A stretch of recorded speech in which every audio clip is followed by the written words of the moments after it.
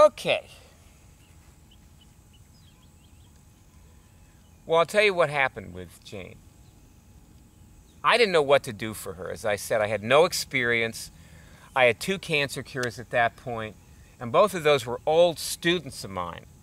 And, you know, I used to make a living teaching people how to succeed in other things than curing, like making money and running their business and living their life and their relationships and so on. And, you know, so I was a success coach, and, you know, I loved doing that. It was fun.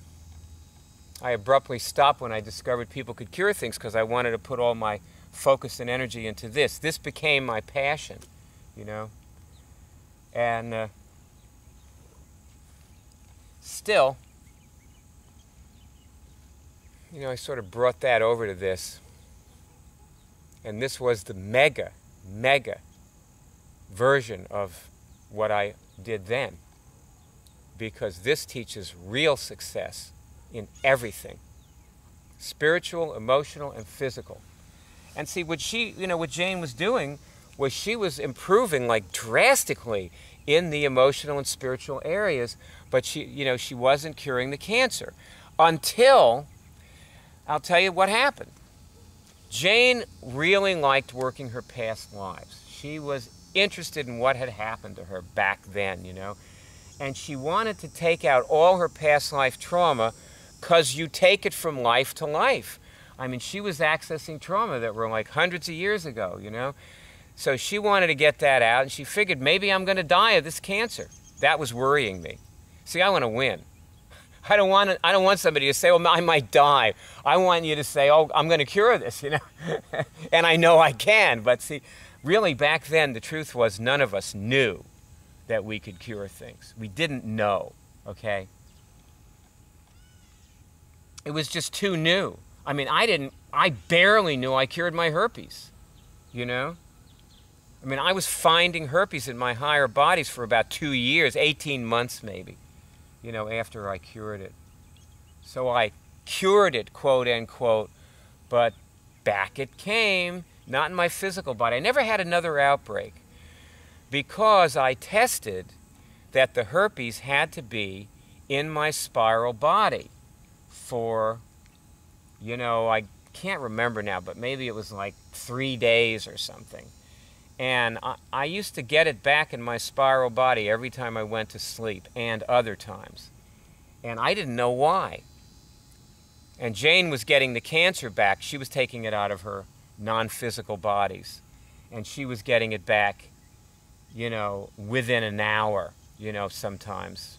We just, you know, boom, she'd check it and it'd be there again, you know.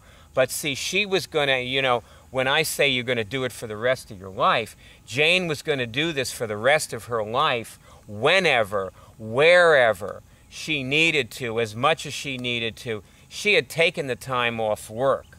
She was going to cure this. If she didn't cure it, she wasn't going back to work. She was on an indefinite sick leave, you know. All she did was focus on curing her cancer till it was going to be gone, and it wasn't gone, you know, it wasn't going, but she at least did the right thing, you know. She approached it the right way. So she was a good one, you know. I got to keep her there. She was great. It's too bad I lost touch with her. She was good. I lost touch with everybody. I had a lot of keepers. You know, Gil, who cured liver cancer. If you looked over the cure shows, you see him in there. And I emailed them, you know, a couple of months ago. They were gone. I don't know, him and his wife. They were great. I was in touch with them for years after he cured that cancer. But then, you know, I just lose touch with people after a while. Anyway, I'll tell you what happened. So I was talking to Jane one day, and I said to her, take a couple of 2-hour walks every day, you know. And she lived near a wildlife, whatever it was, forest or something. And I said, take a couple of walks and, you know, do all the other things you're doing. She was discovering all these things that were wrong with her. Like, she discovered paradances, I think.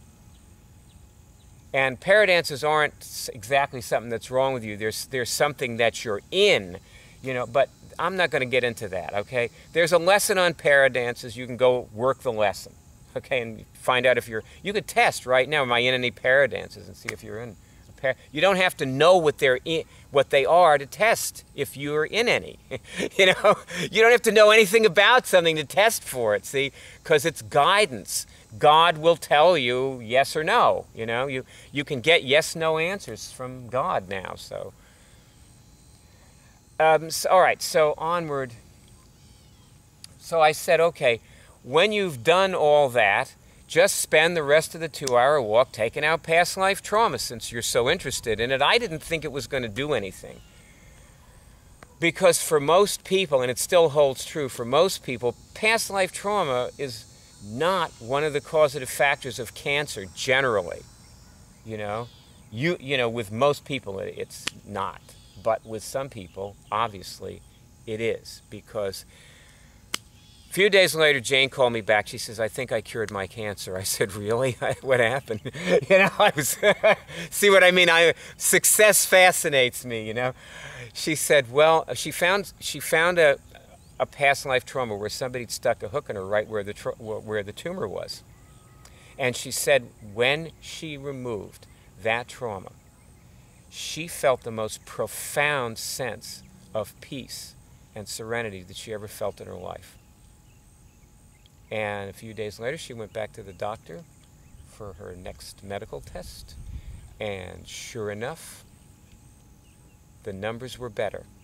The numbers had improved. And the doctor still wanted to do the mastectomy. And I said, no. You know, people have the most unfounded suspicions about doctors, how doctors want the money, you know, and they don't. Her doctor was worried about her. 50% of doctors pray for their patients. 70% of doctors, by my test, are born healers. Doctors are intuitive. Doctors can tell you all kinds of important things. You do not want to get all negative about doctors. They're wonderful people, you know. But still, she had to say, no, I don't think so. You know, I'm going to keep going and see what I can do. Well, 6 weeks later, the tumor was gone. And Jane told me there was some pain involved, you know, that, you know, it wasn't unbearable pain, but there was pain in the tumor when it was dissolving. And also she did something with grapes, just for you guys who have cancer. I don't remember, it made grapes part of her diet, you know, or maybe grape fasted for a while or something. I don't remember exactly, but I think that she saw that as a useful thing too. But the moral of the story was that a lesser person, see, this is the success formula. A lesser person would have said, I'm out of here, and gone off chasing the next cure. Jane chased the cure inside of herself. She didn't look for the next cure on the internet. She looked for the next cure in God.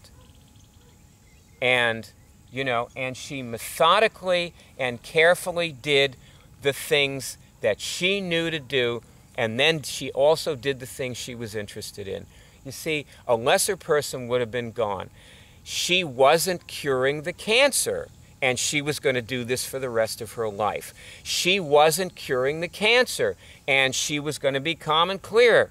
Even if she wasn't curing the cancer, that was okay. She still wanted to know what was wrong with her. And that's the success formula. What's the success formula? You be an immuner. That's the success formula. That's an immuner. You know, that's the title of our CD, by the way. We do have one CD, and that's the title of it, Becoming an Immuner. Because you know what? She was a natural. I mean, Jane was a born immuner, okay? I wasn't. Most of us aren't. We become immuners. So if you're not quite there yet, you know, keep plugging away, and you'll become an immuner, possibly. Maybe. Anyway, that's the success formula.